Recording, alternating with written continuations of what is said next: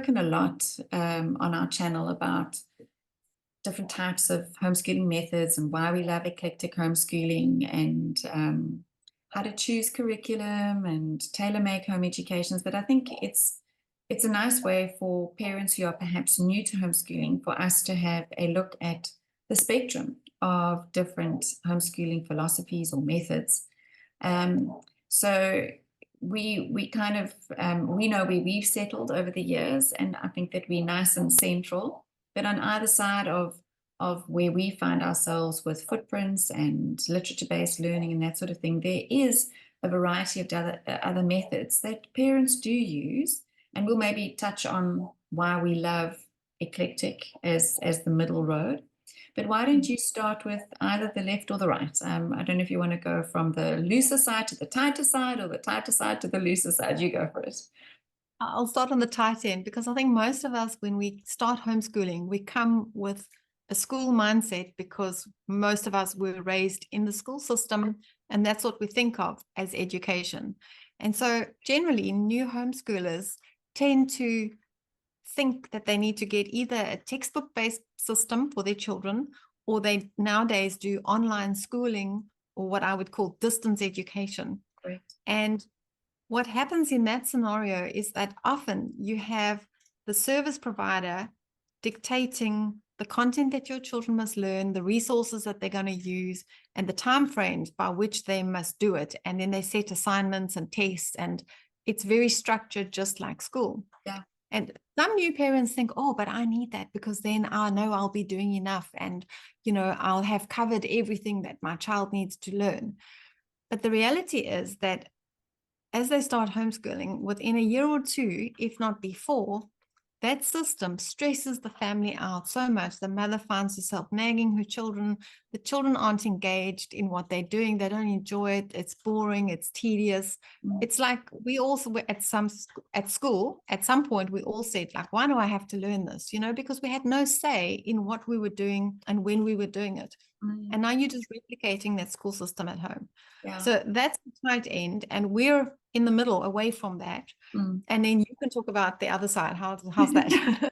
The loose side. The loose side, yeah. So I mean, between sort of your textbook online at home through to eclectic, you've got, you know, people that will use a prepackaged curriculum, or they will use a little bit of textbooks plus, and then it, you know, it gets looser and looser toward the other side. And on the other side, you've got your systems that were propagated by John Holt, your unschooling, what would we call it? It's not a method. They call it philosophy. childhood learning and natural learning. They're different terms.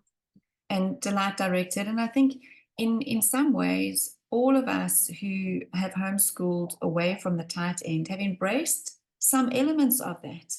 Free afternoons where our children can just follow their own interests, their own delights, educate themselves. You know, so there is that again, coming closer to the center, there is a little bit of a flavor of it coming through for most homeschoolers. But on the radical end of that spectrum, and there is something called radical unschooling, kind of, that just makes my insides shiver. I'm like, oh, no, I'm not that kind of mom. But and I don't think my children were those kind of children either. But the fact is that there are some people that have found their home in that space, where the kids determine everything. When they wake up, what they eat, what they're going to study, whether they want to do something. And to me, I don't know, that just doesn't seem to fit into a biblical framework of raising children, and particularly in a world that is still run on clocks and does still have people expecting to meet targets and that sort of thing. But there are people who found their home there. So I don't want to diss it too much. They really have found their home and they're happy. And again, like I said, all the way from that sort of unschooling space, you end up with different shades until you get to where we like to sit, which is what has become known as eclectic home education. And that's exactly what it is. It's eclectic. So why don't you jump in and explain what that means? Well, I just want to touch on the parenting aspect that you mentioned. I always think that young children don't even know everything that's out there that they can learn and that they need to learn. And so I think it's I think of it like as a dance between a parent and a child. And sometimes the child leads and sometimes the parent leads. And you can negotiate things. But we as adults know that in order to get school leaving certificates and even just to function in the world, children need to be able to read and write, and they need to be able to do maths, and then they need to have some general knowledge about science and history and how the world has operated and how it does work, and and the future. And that you kind of get from those core subjects. And so we like to pick and mix different products to teach those skills. And we don't even use the same products every year, year after year. I mean, after a few years, you tend to find what you like, and then you may stick with a certain program.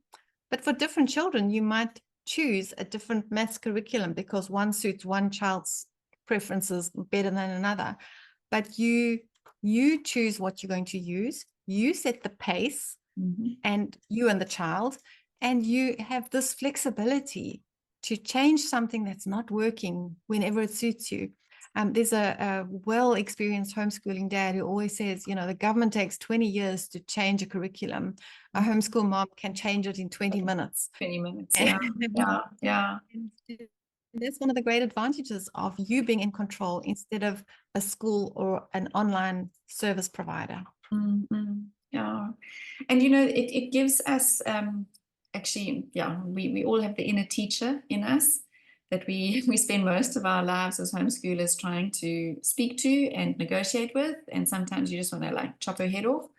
But it does allow our inner teacher, when we are doing our maths, our reading and our writing, layer for layer, we know that those are discipline subjects.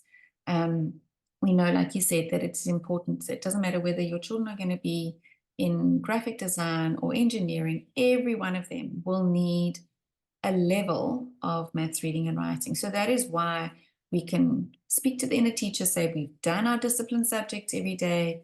Those have progressed layer for layer, but then in that other space, in the discretionary space for an eclectic education, that's where you learn to tailor make your children's learning for them, for their purposes, strengthen weak areas, open up new areas, help them develop their interest into a highly honed skill. And we're gonna do a chat on a tailor-made education in a couple of weeks' time.